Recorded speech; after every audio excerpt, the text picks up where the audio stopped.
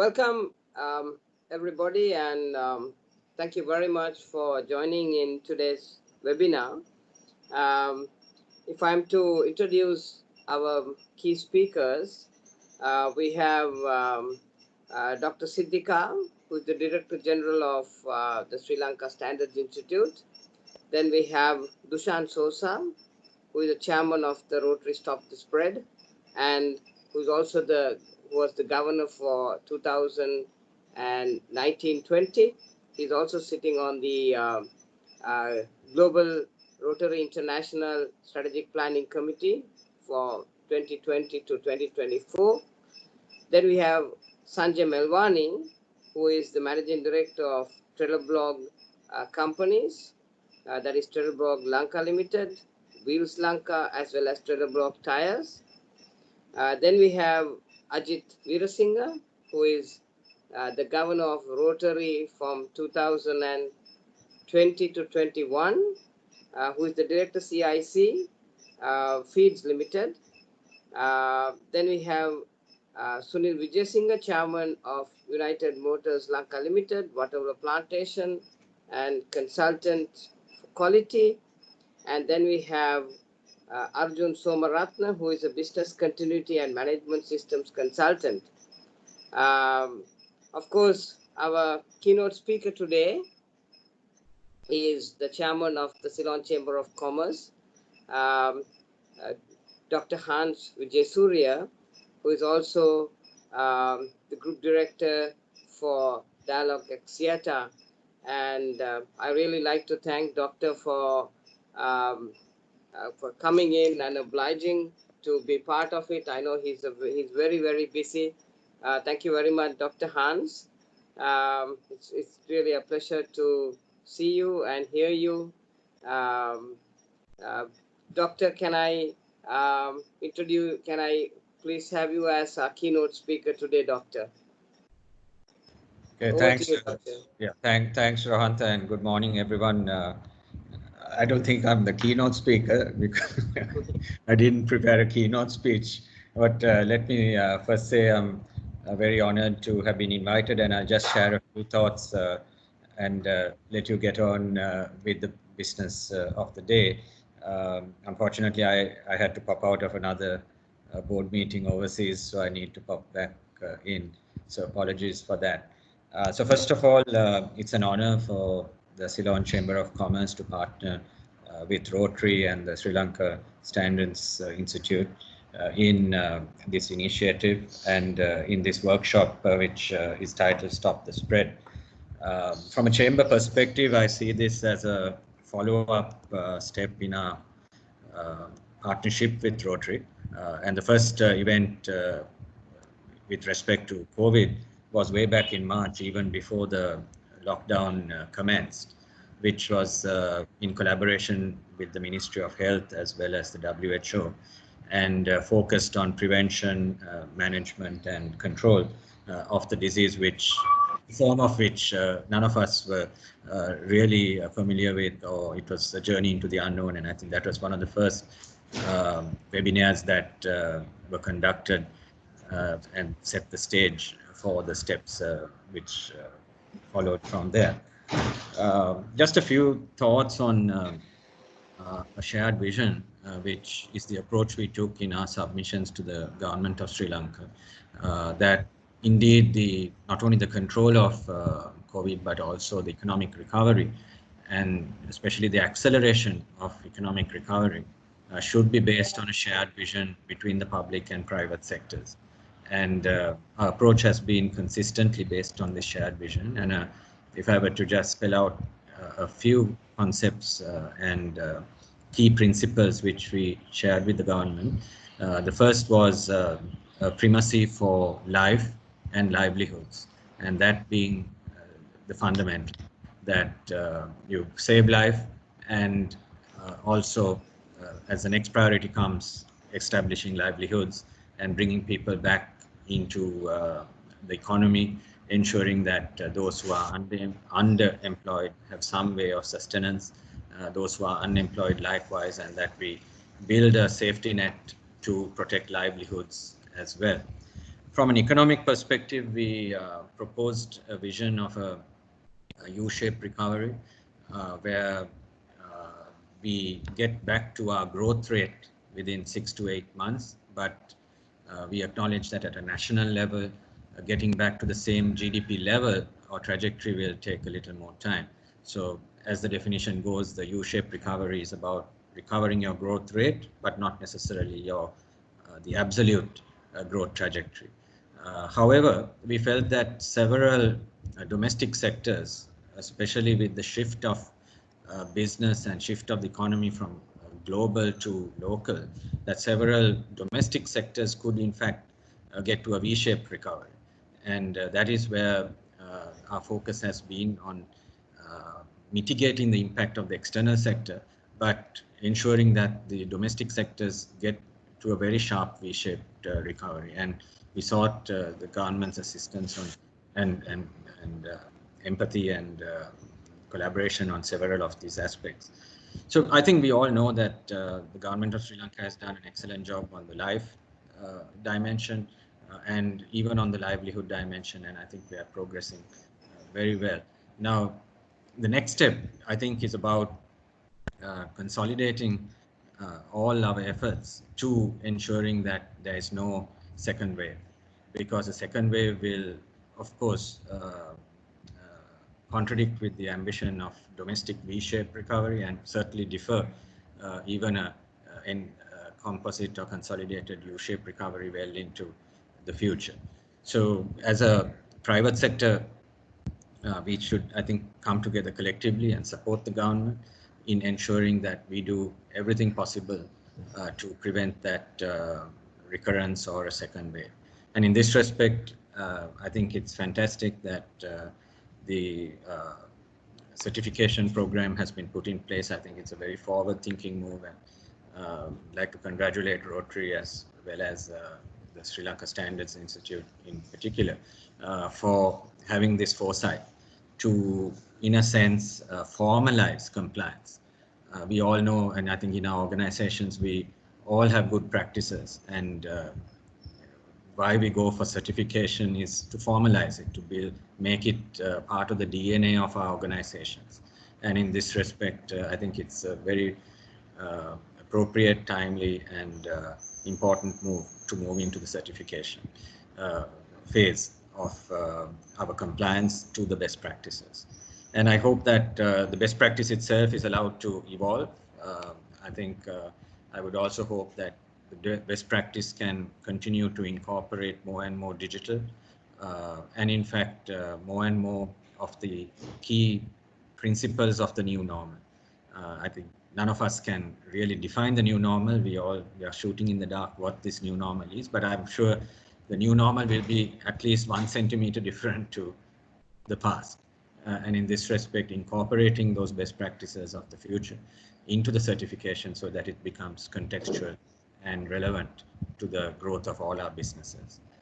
So with that, let me congratulate all those who have put in a lot of effort, congratulate the companies that are pioneers in adopting the certification, and also wishing everyone on this forum all the very best and productive deliberation this morning.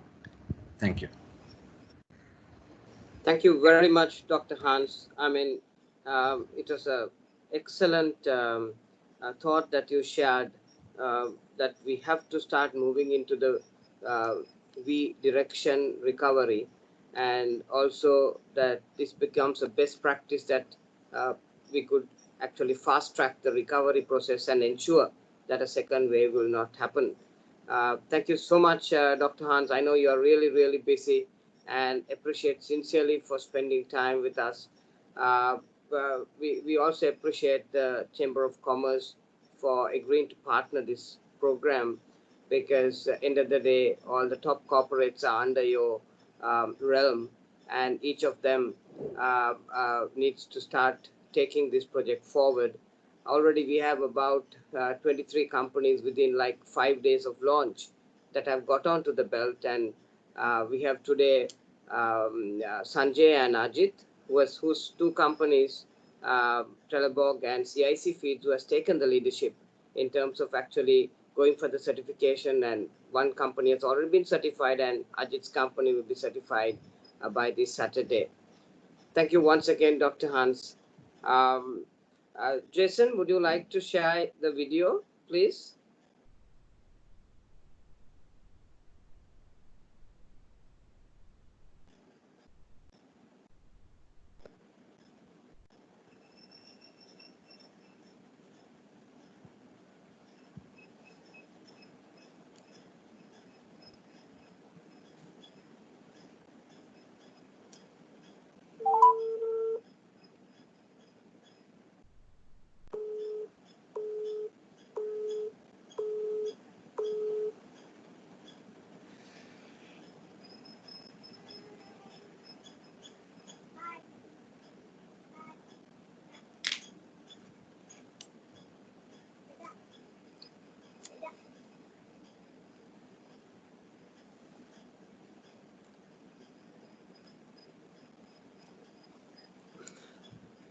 It was very interesting until actually Jason gets on board, just to share a few thoughts. On the 3rd of April, when we had this, the lockdown coming in, it was then that Rotary actually started this whole project together with Sri Lanka Standards. So I think, can I invite Dushan to set the stage, and maybe after that we can watch the video. Dushan, would you like to come in, please, and give your thoughts as the chairman of the Rotary Stop the Spread? Yes, Doctor, thank you, and a very good morning to all the distinguished participants of this conference. So just a few words on Rotary, just to put it in context. I hope you can hear me, Arvind. Can you hear me? Yes, very clear, very clear. Excellent, excellent. So Rotary, as most of you know, is a global network comprising of around 1.2 million members, mainly business leaders, friends, and what we call problem solvers. Solving real problems take real commitment and vision. So for more than 110 years, Rotarians have used their passion, energy, and intellect to take action on sustainable projects, from literacy and peace to water and health. But importantly, during difficult times, during times of disaster, technical guy is not. I think there's some disturbance there. Yeah, so importantly, during difficult times, Rotarians have always put up their hands to be relevant in the communities that they serve in. So whether it be during floods or tsunami, where the Rotarians were one of the first social organizations to get on track, and now in this case, the pandemic that we are all faced with, it hit us faster than a speeding bullet, if I may say so. And suddenly we found all ourselves locked in at home, not knowing what to do. And that's when the Rotarians got together and started brainstorming. Hey, how can Rotary be of relevance here? What can we do on this project, on this subject? Can we be of use? Can we create a USP in this program that we're trying to get involved in? So after many such meetings, Dr. Rohantha, this is a original concept of Dr. Rohantha to bring about this behavioral change. And it was a case of focusing on what do we do post-lockdown, because here we were all locked in at home, and there was enough publicity in over the media and everything else saying how do you behave at home, wash your hands, keep your distance, etc. So there was nothing more to kind of it was like a flogging a dead horse, going back on the same concept, trying to put more information on this. So we thought there was one day that they are going to lift this lockdown, and then suddenly we are going to be outside our gates, and we were already seeing how people were behaving outside the gate, outside our front gate, including myself. Especially when the supply chain comes our way, the vendors, and how we go to transact with them. We forgot all about the social transactions. We said hi to our neighbors, we bought this stuff, came home, and then this was working in our minds that it will create a huge rigor that post the lockdown stage 2, get the whole society moving in some direction. So whilst we were talking, we were thinking, hey, it's good to have some kind of protocol that the authorities can come up with, which these organizations, once they get into business, to get back into economic life, would be able to implement. And whilst we were thinking, we were laymen in the subject, and whilst we were thinking, sure enough, the Ministry of Health came out with a set of protocols, and we thought, hey, I think we are in the right direction here, because parallelly there's a set of protocols coming in. So now, being Rotarians, there is a big advantage we Rotarians have in this country and elsewhere, in that we have a very effective infrastructure where Rotary clubs are spread across the country, governed by a central point. So it's very easy to manage any activity of the Rotarians across the country, and governed by a central point. Excuse me, one more. Can we put the mood? Thank you. So, and then we have 72 clubs in Sri Lanka. We have the other Rotary, the affiliates such as the Rotaractors and the Interactors. Interactors are in the schools. We have over, nearly 5,000 of these of the Rotaractors and Interactors. So anything we do, we can drive at the touch of a button across the country, because we have reached from a 12-year-old schoolboy all the way up to the Rotarians. So that enables us to think big. I firmly believe the project management capabilities of the Rotarians are second to none, not only in this country, but elsewhere in the world as well. So it was a case of thinking, what is it that we can do? And then with this whole concept of post-lockdown, wash your hands, keep your distance, etc.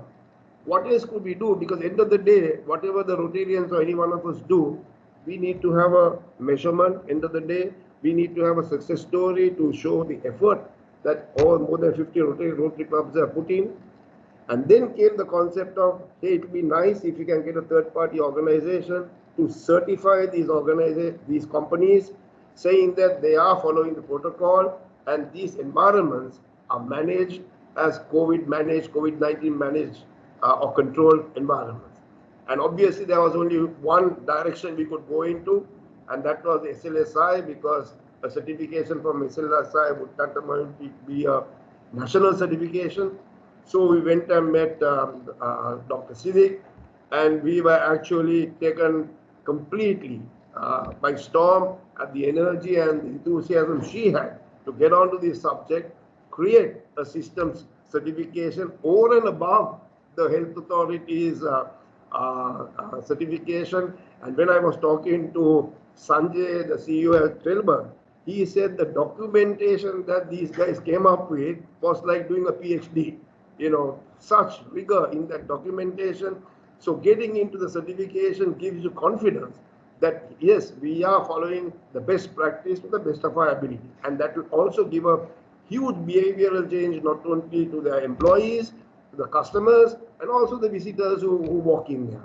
And when we went into Trailbug for the original certification, the first such certification that took place on Monday, I mean, it was so impressive, the whole, from the entrance itself, the kind of practice that they adopted, including for ourselves as we were going in as visitors.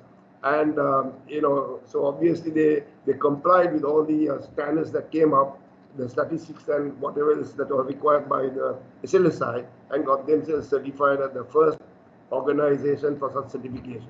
So we thought that at the end of the day, whilst we can use the Rotarians and go down the lanes, go down to the shops, go down to the small man, get them to all come towards this new normal to help stop the spread, to flatten the curve and all whatever you got.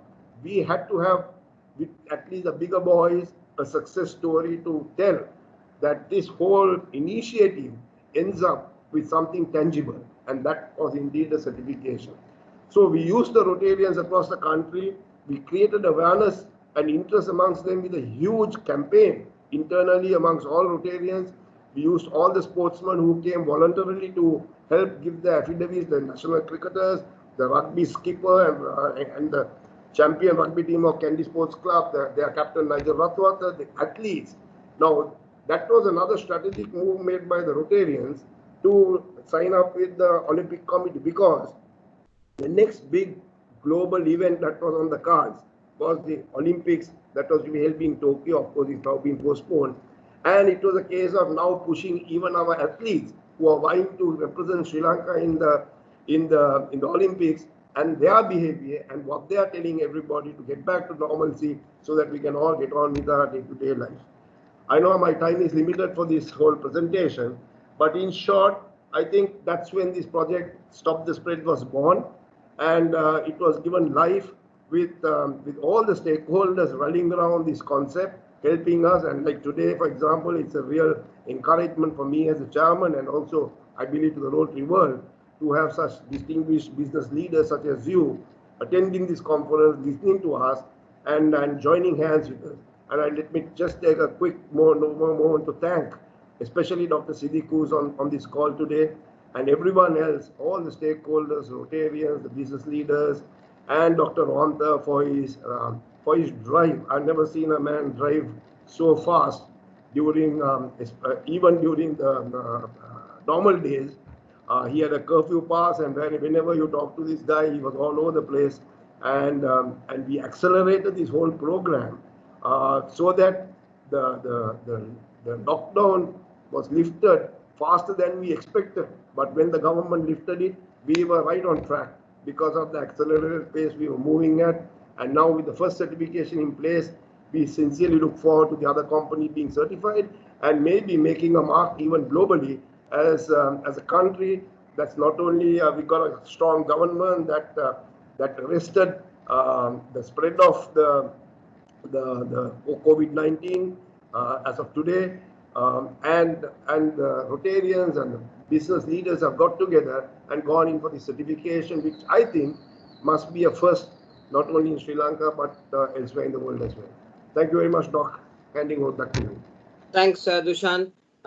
What we'll do is we will now straight away get into Sanjay, who will share his thoughts from the first certification that was done, because Sanjay has a meeting with His Excellency at 11, so he will have to proceed very quickly. So because of that, can I have Sanjay to share his thoughts about the first certification that was done by the Sri Lanka Standards Institute, and then we'll go into the video. Sanjay, please proceed. Yes. Hi, Rohantha. Can you hear me? Yes, very clear, Sanjay. Thank you, Rohantha. Thank you for the invitation to actually participate in this webinar. Yeah, actually, we are quite proud to be the first to be certified, and this certificate, I'm not going to talk too much about the company and what detailed areas that we were looking at, because there's a short video that will come out shortly, which will help you understand what exactly we did. But just to give you a brief, from about the 23rd, 24th of March, when this complete lockdown of the country correctly took place, we had an option as a factory, as a company, to either move into this very famous chop and cripple kind of setup or a strategy, where there's a lot of panic and there's a pandemic in the country, so you need to close down, shut down. And what would be the implications of that activity? It would mean that, yes, of course, from our personal or corporate perspective, there will be a profit loss that will take place. We will not be able to produce. But largely, from an economic point of view, the farmers will get affected, the trees will get affected, the wage earners, employees of the company, production, blue collars specifically, will get affected. And the country itself will get affected by way of lack of, whatever we would bring in as foreign exchange into the country, because we are a 100% owned export-oriented company. So every tire that we sell brings in dollars into the country. So we had a choice, actually, together with from the group perspective, our Italians and Swedes got together and realized that, okay, there is a pandemic, there is a situation. Are you going to come under it, or are you going to manage it and run your business?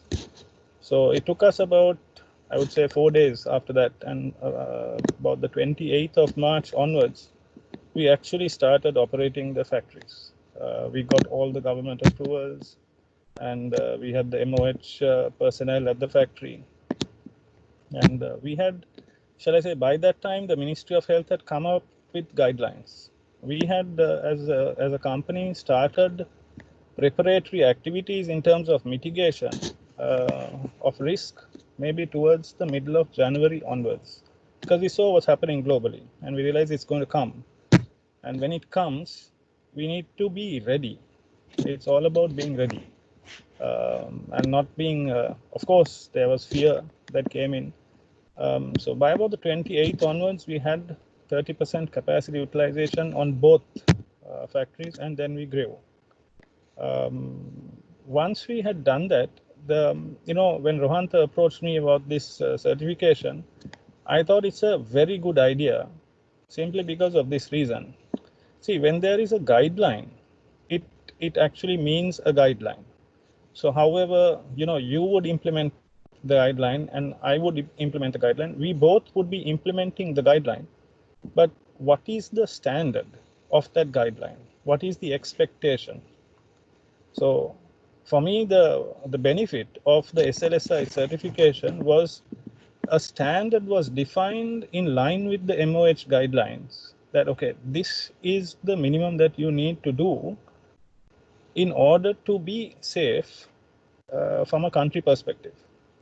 Now, when we saw this as a standard that has come out, and we thought, yes, this is something that we want to do, because see, we are heavily on systems, processes, protocols, all that.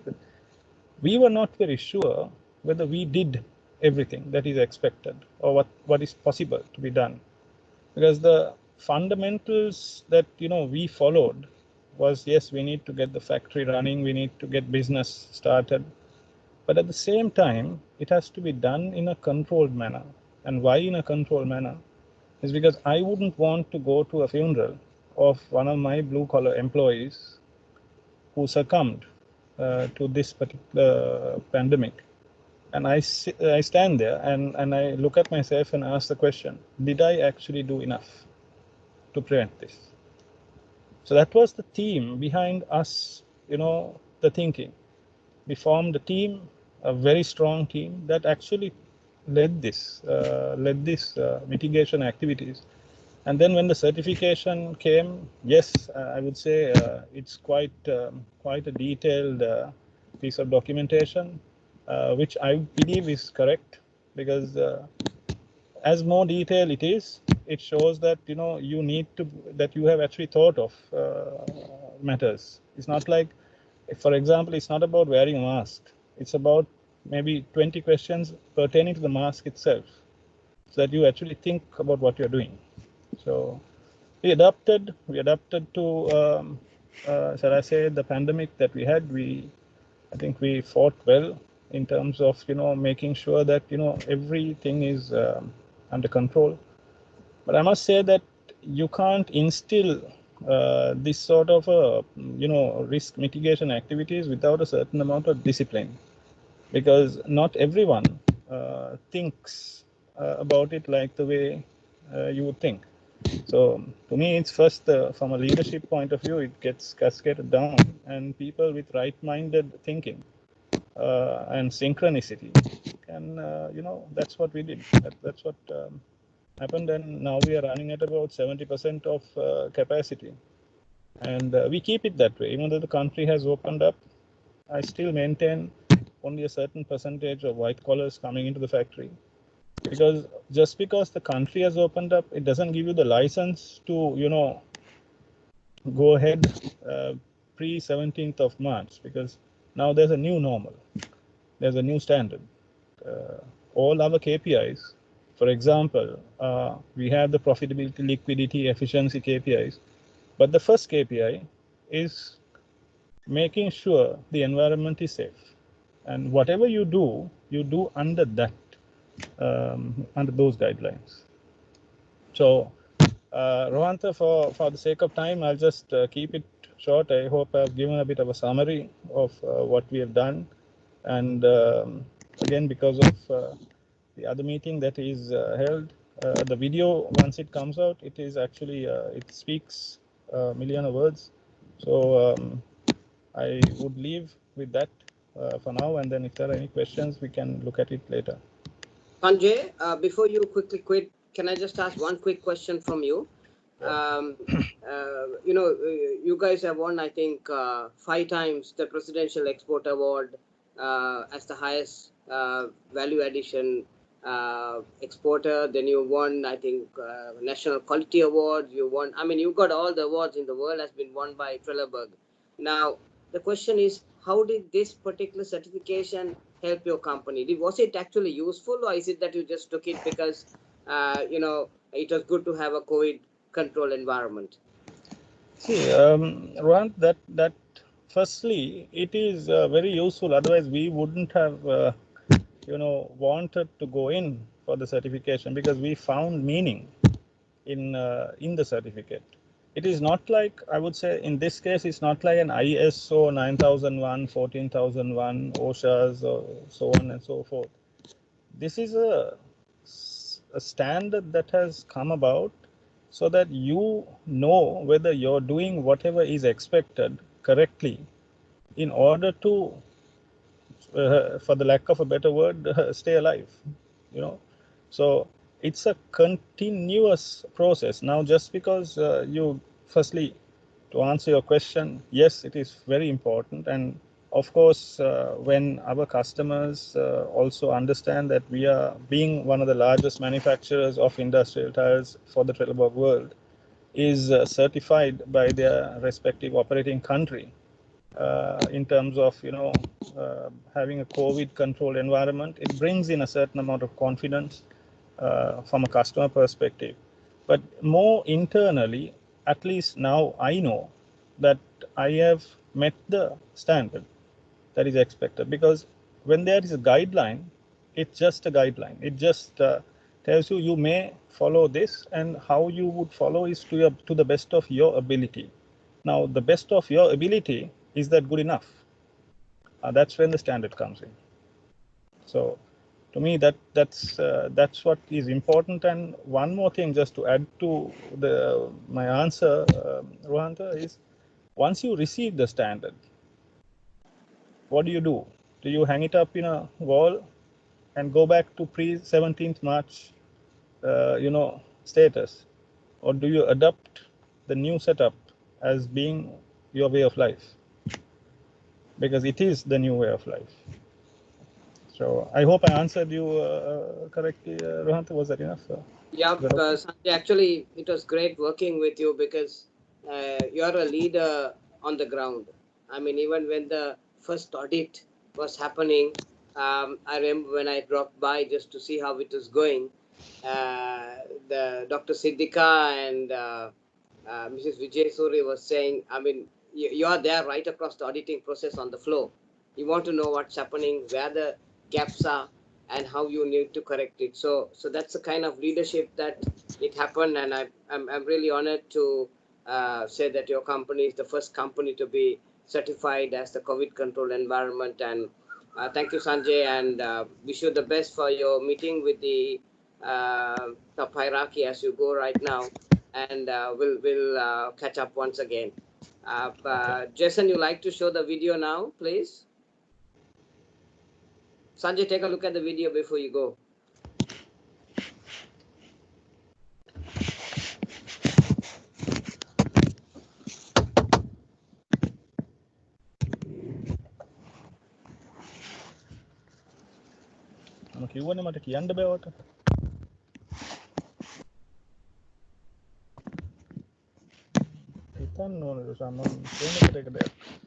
Four countries with nearly 3,000 deaths worldwide. Crisis has to be dealt with. We will never lose. We will some or other win. Keep this discipline. We will win this. Stop the spread. Rotary conceptualized the need for a change of attitude, sharing the new normal as per the guidelines of Ministry of Health, and that would lead to certification by the Sri Lanka Standards Institute. The top athletes of the country from the National Olympic Committee and the Ministry of Sports took the challenge to voice the attitude change required, whilst the Rotary, the people of action, selflessly led the fight back to the new normalcy. With this, a single company arose as a shining semblance of fighting the fear that had gripped not only Sri Lanka, but the world. The immediate response would be the strategy pertaining to chop and cripple. Business is going to slow down. We are going to have issues in terms of orders, reduce the headcount, reduce the structure, reduce pay scales, and etc. But we didn't do that. The view we took was more on the strategy of trim and fit. And we trimmed, definitely, in order for us to be fit. Trelleborg upped the standard, moving in conjunction with the government's strictest health protocols to ensure a strict safety protocol. The company saw new leaders emerge who were fearless, who ventured outside the job descriptions, who believed that with discipline comes focus and passion to continue the task that they have been chosen for. Footprint markers were placed in every walkway to enforce social distancing. Walk-through sanitization chambers were set up.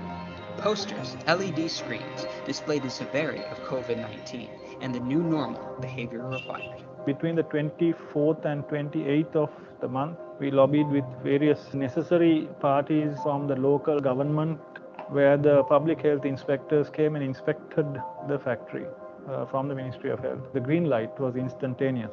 Trelleborg's team of experts didn't just settle for okay. They focused on the detail with passion to keep the COVID-19 virus away. Step 1. Education on new normal. Employees were educated by medical professionals as to why washing hands is pivotal to fighting the COVID-19 virus. Step 2. How to keep immunity up.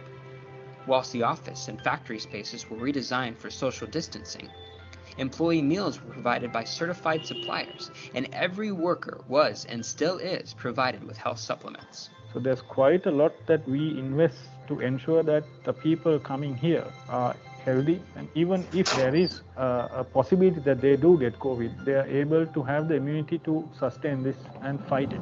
Trelleborg, being a winner of the Presidential Export Awards, National Quality Awards, National Green Awards, and Presidential Environmental Awards, ventured out to make the processes and systems to be COVID-19 controlled, as specified by Sri Lanka Standards Institute to ensure Trelleborg to be a COVID control environment.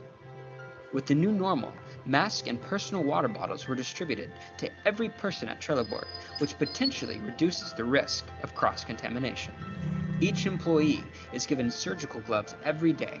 The company vans were carefully sanitized and wiped down upon each use of the vehicle. Both factories are disinfected and sanitized after every single workday. Suppliers and drivers were given their own space to avoid all risks of cross-contamination, and outsourced documents experienced their own quarantine for 24 hours before making an appearance in the office. Any indication that a case of COVID-19 could be found, Trelleborg created a room for quarantined patients with a team of medical professionals and fully equipped ambulance on standby every day of the week. Due to the intense precautionary procedures taken by the company, operating capacity reached limits unheard of on a global scale, producing at 70%. Trelleborg was shattering the boxes of normal in the midst of the COVID-19 outbreak. With careful planning and execution at the ground end, Trelleborg continued the quest to improve internal procedures and keep the motivation high to deliver on the expectations of the management. No matter the weather and no matter the circumstance, Trelleborg was built on standards of excellence, enabling them to push the bar for a stronger performance. The farmers, more importantly, will not be affected negatively because we would be still guaranteeing a certain amount of volume that we would be purchasing from them. The agricultural aspect in terms of potential obsolescence of trees, that would not have any negative impact. We are a 100% export-oriented company, and every tire that we actually sell brings in foreign exchange revenue into the country. I would say today we have been able to run the operation quite successfully, buying quite a significant amount of volumes from the farmers and keeping them going. Trelleborg becomes the first in Sri Lanka to receive the COVID control certification, which is the kind of positive corporate footprint this company wishes to leave behind. The virus itself, knowledge of it, is growing. So with that needs to grow the prevention method. From now onwards, it's the new standard that we have created. So what was applicable and what was good enough yesterday remained yesterday. Today we looked at what else can be done.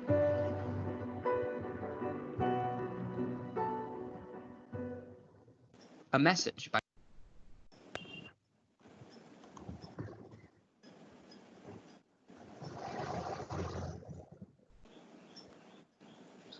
Thank you. Thank you. Can I invite Dr. Siddika to share her thoughts about the certification in per se? Dr. Siddika, the Director General of Sri Lanka Standards Institute, and I just want to tell it's been an honor to work with you, Dr. Siddika, and I know from I think the 8th or 9th of April, when everybody was on lockdown, how your team worked till about 1:32 in the night.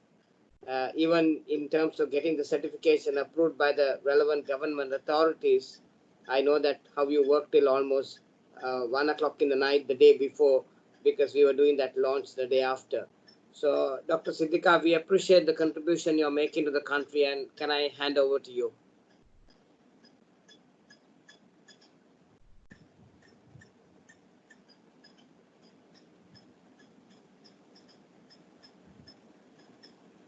Thank you, Dr. Rohantha. Can you hear me? Yes, doctor, very clear. Okay. First of all, I had to thank you, Ceylon Chamber of Commerce, for giving this opportunity. And then I have to say this: the brainchild of this certification is Dr. Rohantha and the Stop the Spread Rotary team that I had to mention here. They wanted this, and after that he went on to compile this.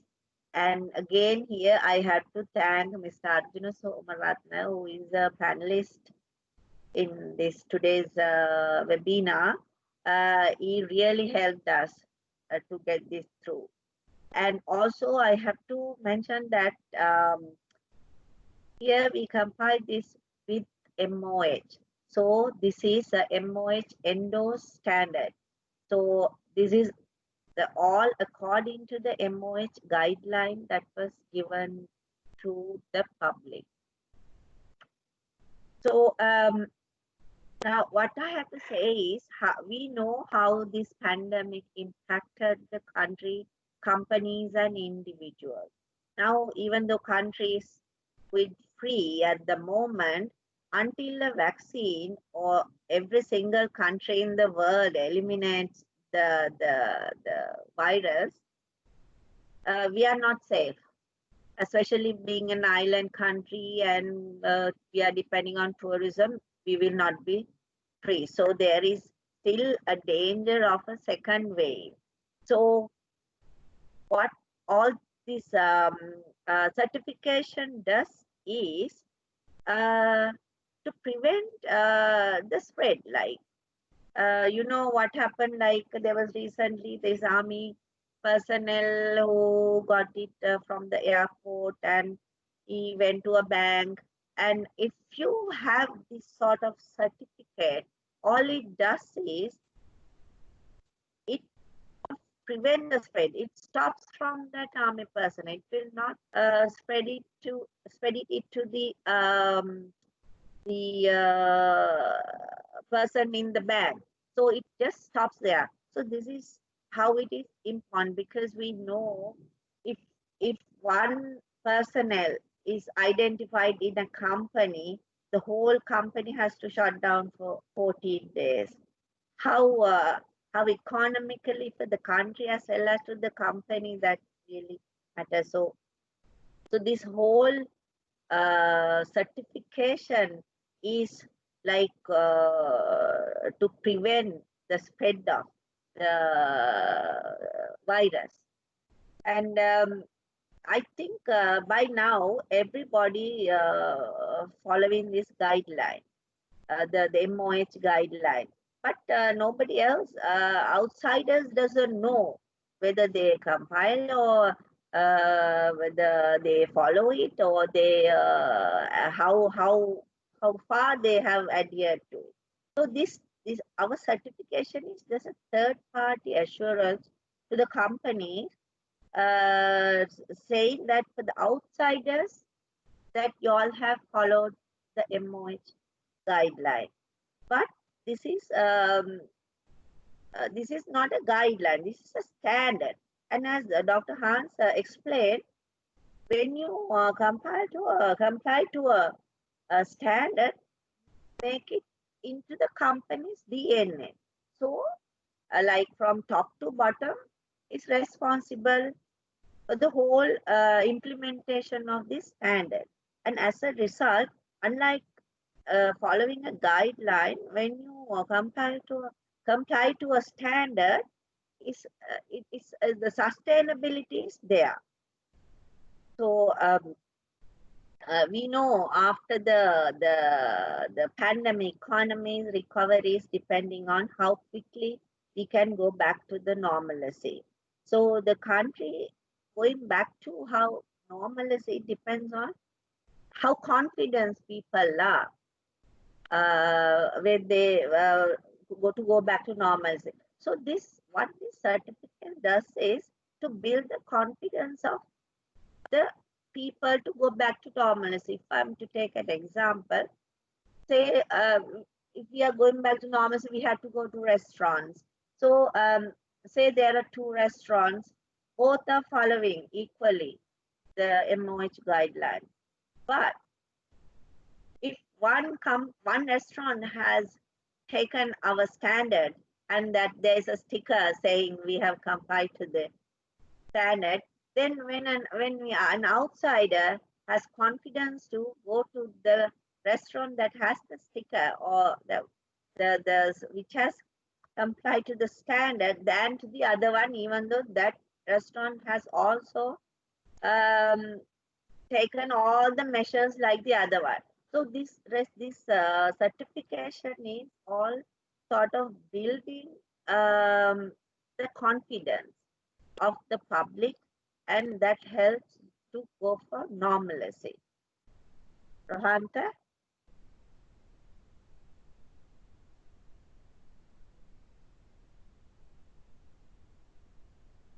Rohantha? Doctor, sorry, I had muted. I couldn't. You couldn't hear Okay. us. I mean, thank you very much, and I really appreciate actually your team for the dedication that you have shown in this certification process. I mean, it's not easy working during a lockdown situation when you're in curfew. Really appreciate, and it's excellent. And also to Arjun, who actually worked with your team to make this happen. I know that he was a pivot on this, and of course, Mrs. Vijay Surya. Can I go into the questions immediately? And let me throw the first question out to Mr. Sunil Vijayasinghe. As you know, he's the chairman of United Motors and Waterville Plantations, and I mean, he's a quality expert. Doc, Dr. Siddika explained, Mr. Vijayasinghe, that the importance of this whole area of the certification and the components of it and how it works. But you know, already when we go down to certain supermarkets, they have already stopped washing their hands. And washing hands is the most basic protocol to avoid COVID. So what do you think is the most important ingredient which is required if you are to make this certification work? Over to you.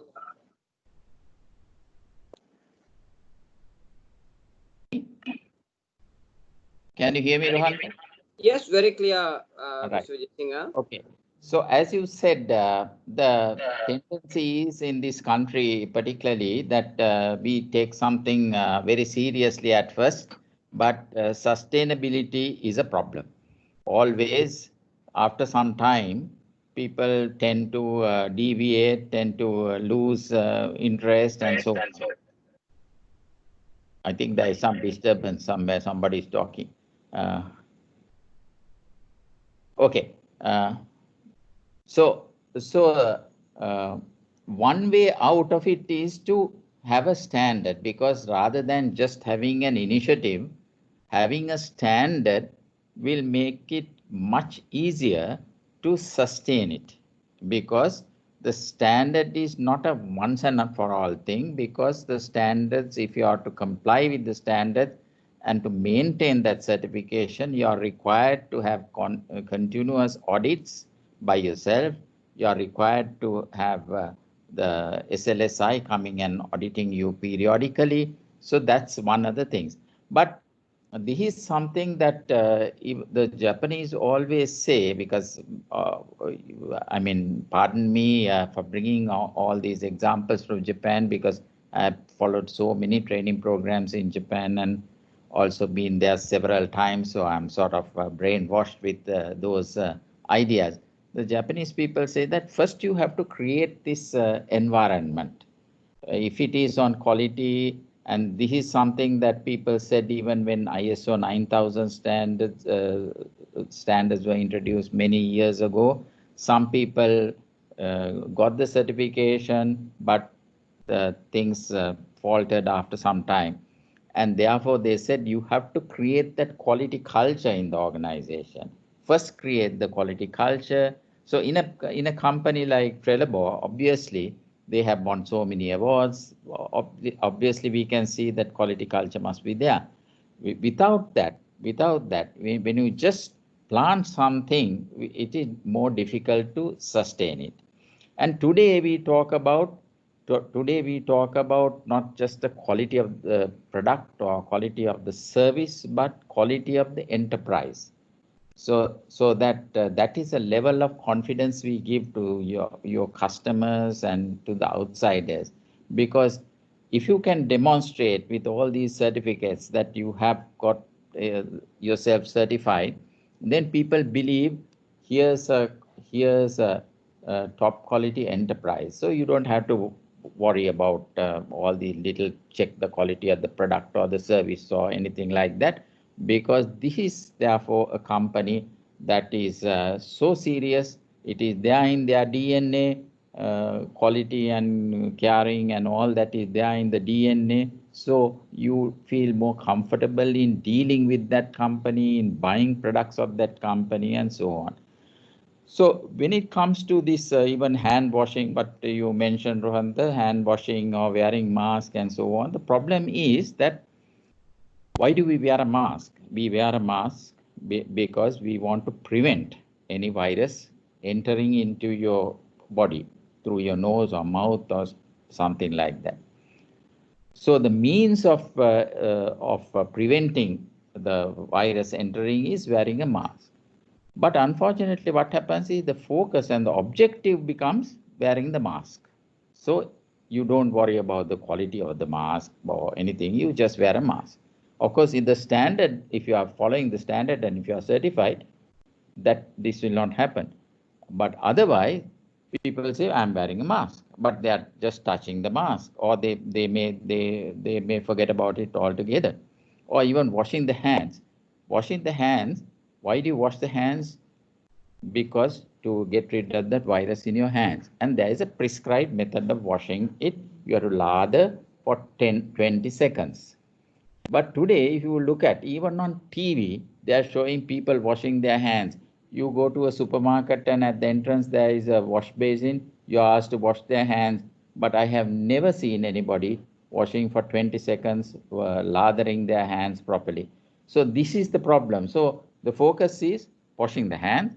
You wash your hands. So they think that that's fine. But they forget the primary objective for which hand washing is required. They forget the primary objective for which the masks are required. So those are issues that perhaps can be settled or remedied by getting a certificate. But I still believe that we need to create this culture of quality, hygiene and all that in this country. In Japan, they did it with a national program, and I don't see why we can't have a national program to do this. Thank you. Thank you very much, Mr. Vijay Singh. And that question came from Ranjan De Silva of Sensei. who's actually also a very senior Rotarian, and Ranjan has offered to actually give his services of Sensei International together with Mr. Omar Khan in terms of actually doing the training and development to build this quality culture, Mr. Vijay Singh, that you talked about. And I just want to also mention that Mr. Vijay Singh was on the SLS board for certification, and he's served this quality parameter many times to make sure that companies are adhering to it. So, Ranjan, I'd like to thank you for coming on board, and Omar, I know you've been part of this whole thing for so long, Ranjan, and I want to appreciate your thought. There's a question coming to Dr. Siddika. I'll hand over, Ranjan, to you immediately after that. Yeah. Doctor, there's a question saying it is from Gauri Rajan from the owners of the Sunmatch company, the Surya owners. They're asking, could you please explain the process of how the certification works and how does one apply for it? Dr. Rohantha, first of all, they have to get the application from our SLSI. At the same time, if they can obtain the standard also, then it's the things are quicker. So once they hand over the completed application forms, then we set a date to do the first audit. That is, first audit is we go and see how ready they are. So the company, when what they do is they take the standard and they do accordingly things, adjusting, modifying or whatever to comply to the standard. Once they are sort of confident that they are ready, they ask us to come and do the first audit.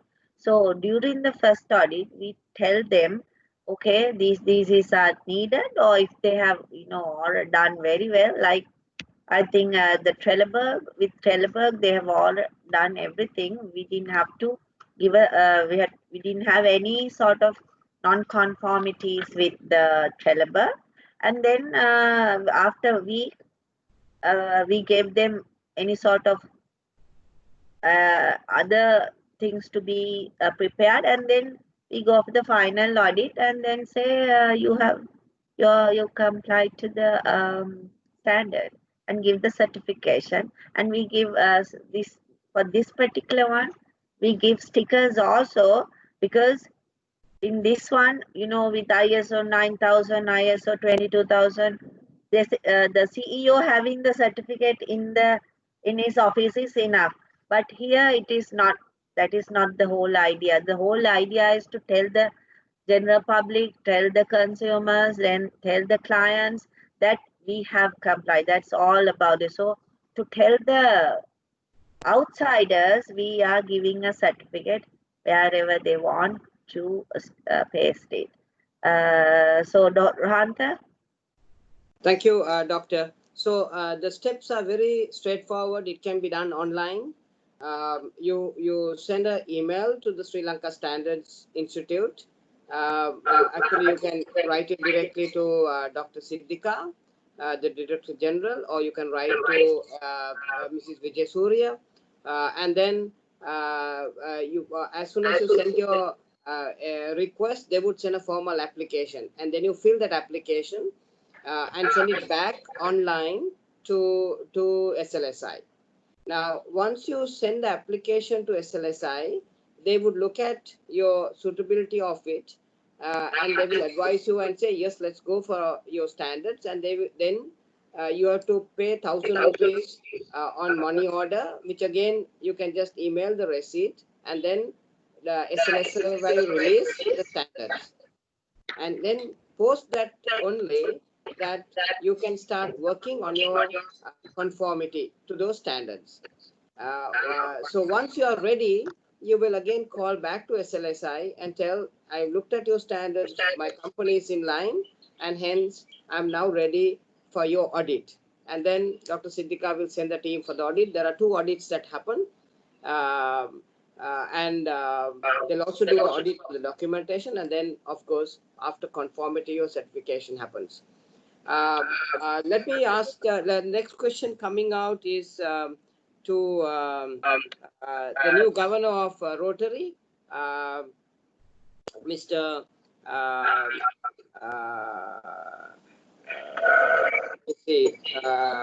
Ajit Veerasinghe, who is director of CIC, a real pillar in the world of Rotary. And the question is, yeah, it's a very thought-provoking question, Ajit, Governor Ajit. The question is, you know, you have to do your certification and you have to do your thing of briefing people on the best practice of to make sure that the safety is not going to is going to be adhered to. And in your chart, you say that you first of all go and brief about the new normal, which is the guidelines given by MOH and WHO, and then subsequently comes the certification. So the question is, which one is more important to you? Ajit. Yes, Dr. Rohantha, good morning to everybody. This is a very tough question you posed me because both sides are very vital in my opinion. But I asked the Rotary incoming governor within another couple of weeks. I would rather say that the certification is very important at this juncture because the certification, it has multifold benefits. I believe when the big companies, large companies, they embrace this certification. So first of all, the members there, the staff itself develop a very good confidence that they are entering, or even the stakeholders, whoever coming, the service providers, they will be confident that they are entering into a COVID-free environment. So, and these hundreds of people who are working in large companies belongs to hundreds of families coming from various parts of the island. So they bring this message, the good practices or the Honda Purudu, to their families. So I believe as the incoming governor, I would obviously like to see the Rotary flag flying high in Sri Lanka. Therefore, the certification, I trust, is very important. Having said that, Rohantha, the other area, the good practices or the processes that we need to follow according to the MOH or GMOA or the World Health Organization, those are very, very vital. Those are the base of the certification. So therefore, I believe that we need to follow the good practices as well. And that is why I think your Stop the Spread project initiated by you and Dr. and our IPDG Dushan and the team is fantastic because it gives the message to the general public that the Stop the Spread is so vital and to follow the good practices on the Purudu.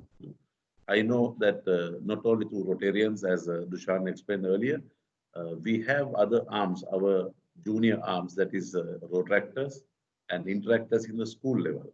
So altogether, we aim to develop or give this message to about at least 15,000 organizations, not small, 15,000 organizations within the first month, July month itself, so that we believe the message goes across the island from north to east and west to east, because we trust with that only we can stop the spread. Dr. Rohantha, have I answered your question adequately? Rohantha? In Ajit. Okay, sorry.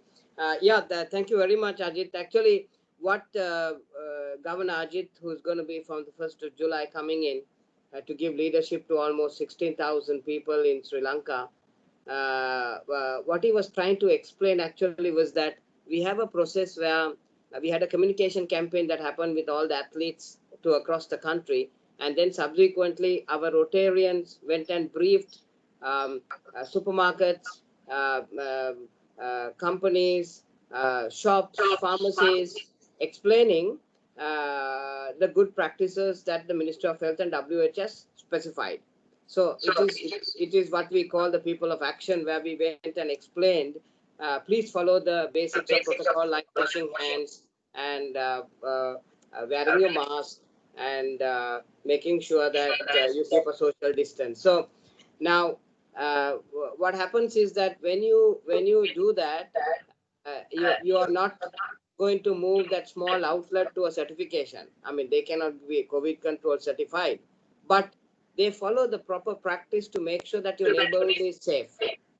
So what Ajit was trying to say was that while the certification was fantastic, and we go with Dr. Siddiqa, what he's saying is that he's going to mobilize all the 15,000 people to make sure that they follow the MOH and WHO protocol, and thereby he will stop the spread. So that's exactly what Ajit is saying, and thank you very much, Ajit, for that advice. Before I move to Arjun, there's a question to Dushan. The question is that how does it go? Will stop the spread. Will stop the spread. Move to SME development and this whole area of economic revival that Dr. Hans was talking about to make sure that Sri Lanka moves to a V recovery and not to a U or a L. Dushan? Yeah, I think when we first conceptualized this project, we had two key objectives in mind, parallelly. The first was obviously the behavioral change that was required, the culture that had to be nurtured within organizations using this project, as Mr. Vijay Singh so rightly and aptly put it, and most of the speakers have alluded to that. And of course, the second in parallel was the economic revival. And once the lockdown was lifted, country would be looking, the company, the individuals, the organizations, and the country would be looking at a rapid economic revival, whether it is the V-shaped or the U-shaped. I mean, in this case, you're referring to the V-shape. So, as we Rotarians know, I mean, this is to just to let you know, taking a step back, in Rotary 2, we have 6 focus areas that Rotary focuses on for sustainable development with funding and so on. And one such area is economy and the community development. So with all the connections that Rotary has already established, such as the tie-up with the Women in Management, which is linked to World Bank, there are about 400 SMEs in that organization which we have access to. We can act as a conduit to ensure that, or at least to push these good habits. It may not be a certification because these may be small organizations, but to push the good habits into these smaller SMEs and ensure that the business and the business environment is COVID managed. And of course, if you do that, as we have all heard today, the level of confidence within the organization and outside will be so high that people will be like to look at the new norm, new ways of doing business, the new normal, and any funding coming into these organizations would help in capturing new markets and developing themselves to attract this market. So with this project, we believe that creating that culture and creating the rigor and the best practice, it will help the employees and the organization up the confidence within the company and the stakeholders that they deal with, which will help overall towards the economic development of all the connected people.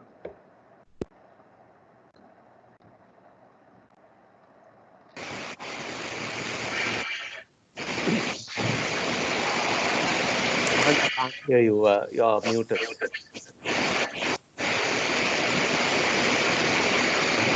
Rohanta, you cannot be. Rohanta, you're muted. Can't hear you.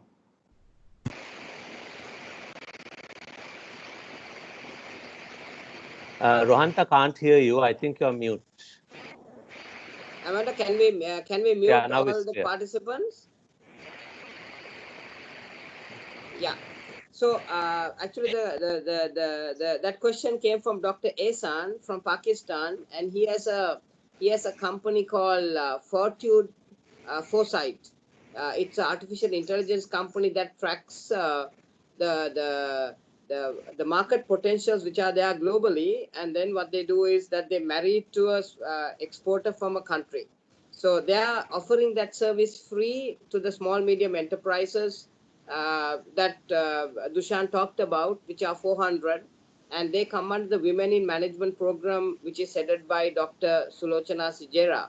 So Dr. Sulochana will offer these 400 SMEs for certification, which we are trying to get the money into support. And then post that, through the Trade Foresight Group, we will help these 400 SMEs to look at export markets. So that will also be part of the livelihood development part that the Stop the Spread Rotary Project will do, because Governor Ajit has said that he wants this to be one of the core projects for next year nationally for Sri Lanka and Maldives. So, Governor Ajit, I think you have another part of this process rather than only the health and the certification part, but it also have another conduit for this whole area of economic development.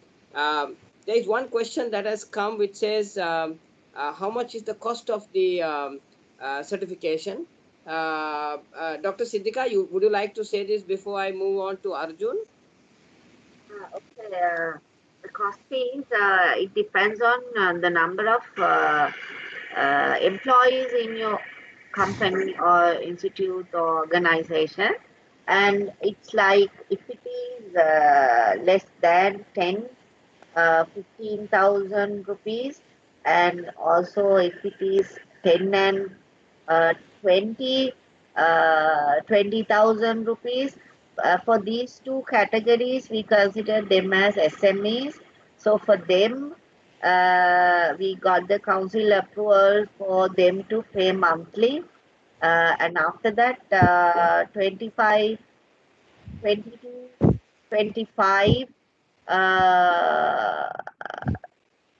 I think 50,000 rupees. 25 to 50 is 75. More than 50 employees, it's 100,000. But this is an annual fee for the whole year for the certificate. On top of that, there may be the auditing fees when the auditors come to audit. So, Doctor, technically speaking, it's about 1 lakh to 1,10,000. So yeah.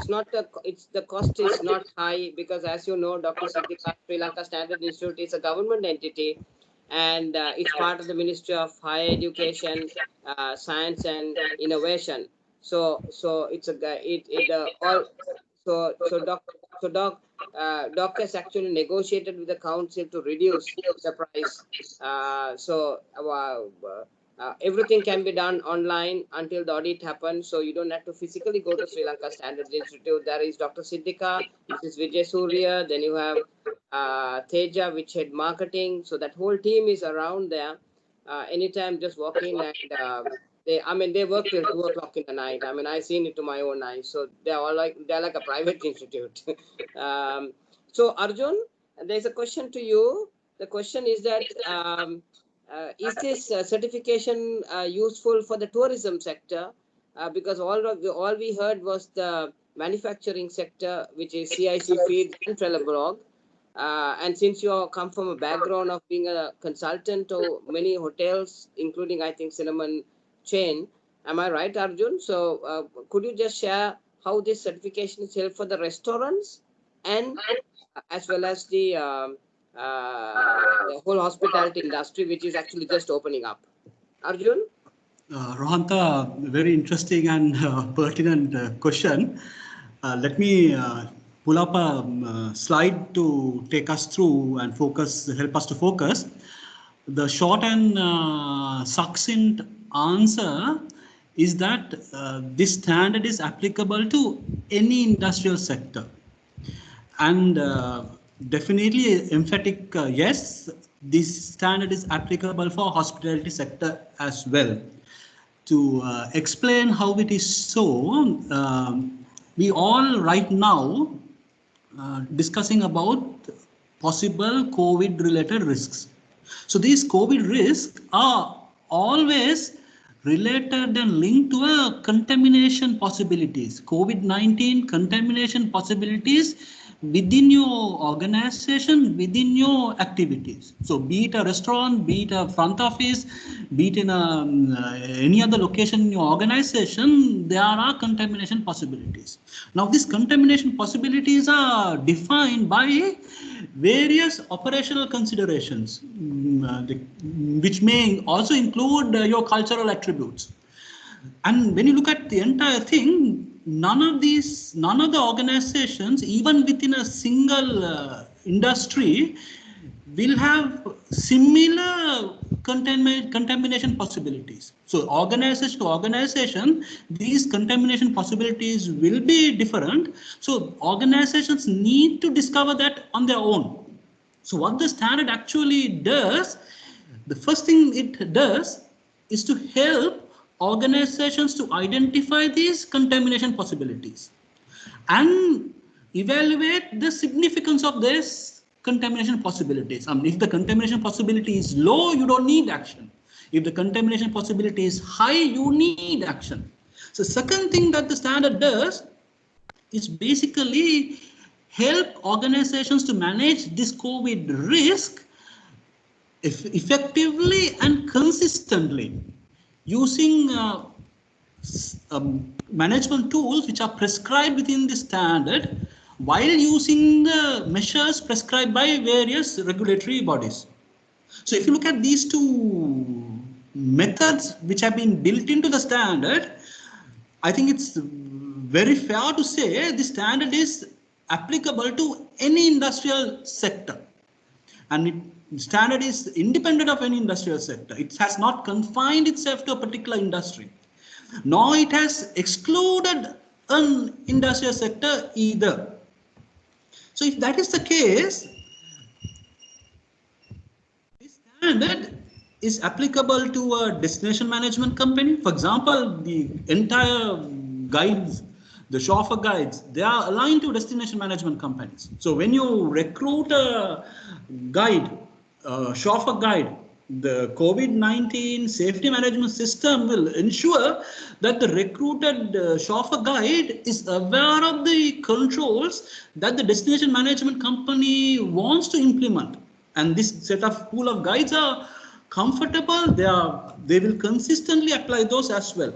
And of course, when it comes to hotels, the restaurants, there are multitude of touch points and contamination possibilities.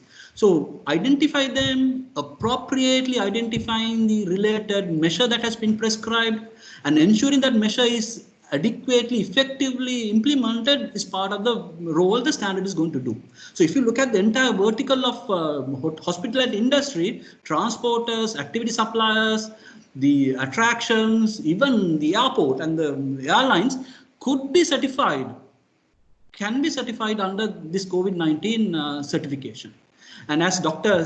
Siddhika quite correctly explained, ultimate objective is to communicate a message of confidence to our stakeholders, to partners, local partners, global partners, and demonstrate with a third-party certification that the company not only follows the guidelines, but they are conscious about the consistency, they are conscious about the breadth of applicability of the guidelines, conscious about the safety, which is the paramount importance of all the operations right at the moment. So, Rohantha, no matter what is the industrial sector, this standard can be applied. And of course, emphatically, yes, hospitality sector is well included in this kind of certification schemes. Rohantha, did I answer your questions? Yes, thank you. Thank you, Arjun. Thank you very much. And just for there is another question that has come up saying, are there any consultants who will help us in this process? So if you take Arjun Somaratna, then we have Sumit, who is a seasoned quality expert who is actually on the committee of Sri Lanka Standards Institute. And then we also have a Rotarian who actually heads quality, and he heads the business of AMW tires. So they are all part of this whole pool who will give you your advisory services absolutely free. Absolutely free. So all that you have to do is to reach out, and they will support in terms of the documentation, as well as in terms of making sure that your place will get the COVID control certification. Ranjan, you got a question? Sorry, proceed. Yeah, thank you so much. Yeah, thank you for organizing this, Rohantha, and first of all, to appreciate what you're doing. Just for everyone to know, like, although Rohantha does this entire macro project, at our last Rotary meeting, he was insisting that every team member goes out to the close by shops and pharmacies and talk to them and educate them. So it's not about this huge project, but doing those little things. And I think that's so pertinent to a lot of the comments made, for example, from Mr. Sunil Vijay Singh and also the Trelleborg CEO, where it's important to have this in the DNA. It's not a set of standards. So my question is to Dr. Siddhika. Whilst we have some great standards here and it's a great initiative, can you explain what kind of aspects are in the standards which insist that companies also relook at their mission, their values, the leadership, aspects like that? Because I think the new normal requires a complete rethink of all those aspects for the organization to not just to have it as a tick mark, but just to have it in the DNA in the hearts and minds of all the employees. So a little short answer for it. I'll also definitely have gone through the standards, and I'm happy to give inputs on how to add things to it to bring some of these aspects into the standards. So just a comment and offer as well. Thank you. Doctor, when you are answering this, would you also just, you can answer this point also at the same time, which is that they're saying, the question is, if you have MOH protocols and WHO protocols, why would you want certification of a COVID control environment? So you could couple both. First of all, I have to mention the difference between a guideline and a standard. Guideline means there's no, it's just you just follow. But when you have a standard, it's systemized. It goes into the system or the DNA of the company. So so that way, from top to bottom, even the CEO has responsibilities. In a guideline, there's no such thing. So in that way, without the involvement of the top, nothing can be done. So in that way, the standards are there that make sure the top is involved. They have their responsibilities as well, and all of them are documented. I'm just giving an example that, say, you're washing your hands, is that not that that is to be documented, but all those things documented. In our standard, it says like you need to, like, it says the sanitizers activity is above 70% if alcohol is there. But you know, when you leave it open with everyday usage, the alcohol can get evaporated and it can go below the 70% level. So in our standard, it says you need to check that the level of alcohol is above 70%. That has to be documented. When did you check it? So likewise, you make it sure that it happens. Nobody can escape. With a guideline, you know, first time they will check, but later on there's no documentation. They don't know when it was checked the alcohol level. So likewise, there's no way to check. But with this standard, everything is documented. Everybody is involved, and as a result, it becomes like go into the DNA and it will sustain. Is that a good answer? Or that's what you yes, want? Doctor, I think that's perfect, Doctor. Perfect. So what you're talking about is the importance of this whole area of culture change that Mr. Vijay Singh was talking about, and it is not only just doing the certification, but making sure the culture is adhered to. And there is actually one more question that came related to that. It says, just because you do the certification, does it mean that it's safe for people to go and visit restaurants and hotels and companies? So that answer actually comes from what you're saying, Dr. Siddika. You know, if you don't have a culture change, getting the certificate alone is useless. And that is exactly what I think Ranjan, you and the Sensor team can really support in this whole project. And where you, now, for example, I think there are about 21 companies already applied for certification. Very large top companies like Maliban, the Akbar Brothers, Brandix, you know, the Kiel supermarket chain. I think, am I right, Doctor? Yeah, doctor. So when that happens, you know, people who can give the leadership change, the culture change that is required becomes very important. So I think we have to do this. And Ranjan, maybe let us start with the government entity where you can do this and show the government entity how leadership and culture change is very important, so that then it will really support Dr. Siddika's certification. I think we are done. We are at 11:31.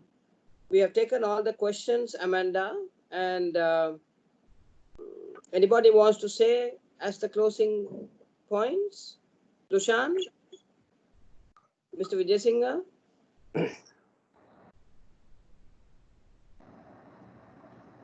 No, I'm okay, Rohan. Thanks, Mr. Vijay Singh. Ajit? That's it, Rohan. I must thank the Chamber and the Sri Lanka Standard Institute for organizing or supporting our Dr. Rohanta for all this. And we agree that we have no option but to learn to live with the disease. That's it. So just in conclusion, I think I'd like to thank Dr. Hans for coming over and giving leadership to start on this whole today's project. I'd like to thank Shiran for organizing this event with Amanda for the Ceylon Chamber of Commerce. Thank you, Shiran and Amanda. I'd like to acknowledge the motivation that was given by Mr. K. Ravindran, who happens to be the trustee for the Total Rotary Foundation in for the year 2021, and he was right behind this project from day number one. And I remember on the 4th of April at 9:30, he sent me a mail and said, "Rohanta, this is a big fantastic project and you must do it." And there was nobody else I had in my list, because all that I had was that all the companies had put their shutters up and we were not even allowed to go out of the gate. You know, that was where we were. And I suppose that's why people like him move up to such high levels, because he sees the future. So thank you, Ravi.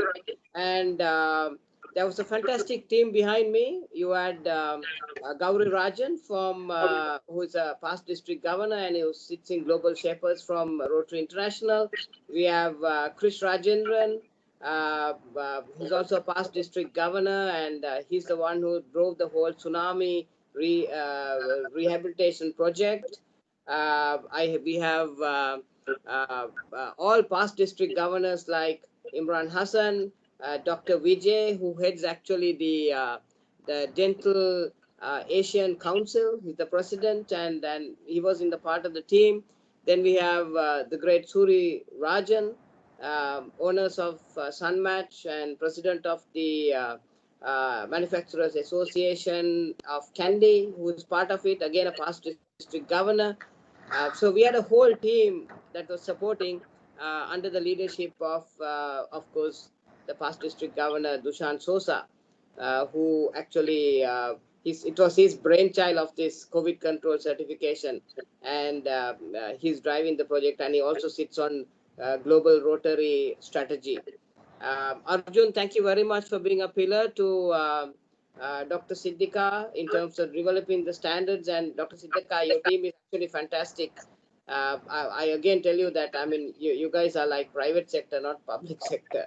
I hope we can be of benefit to you all and help you to really cascade this project forward, because as you know, everybody has now stopped putting their shutters down virtually and reduce their guard, and everybody forgets that there is 7 million people cases all over the world, and almost 4 lakhs people have died. And we are not out of the woods, and WHO says last week that the pandemic has reached the crescendo at the highest level. I was watching NDTV last night just to get a perspective for today. I mean, if you look at India, there are Mumbai, Delhi, their utilization of the ICUs are 95%. 95% of the ICUs are being utilized, and their bed capacities are not adequate enough to take the people.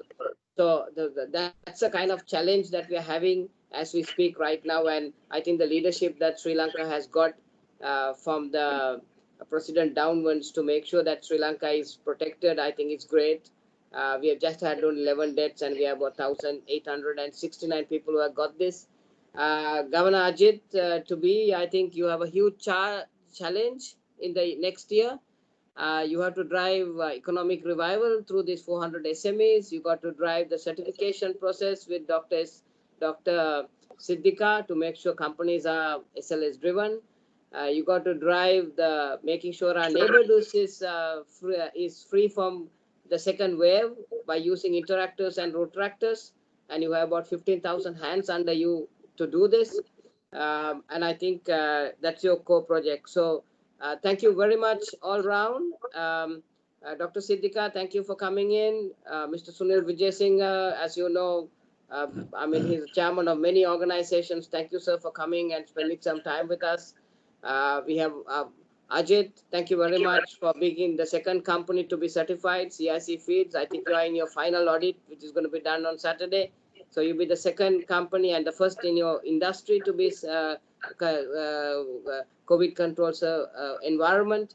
And then you have the whole team of Arjun. Thank you very much. And Dushan for being on this team. I hope I have not missed anybody.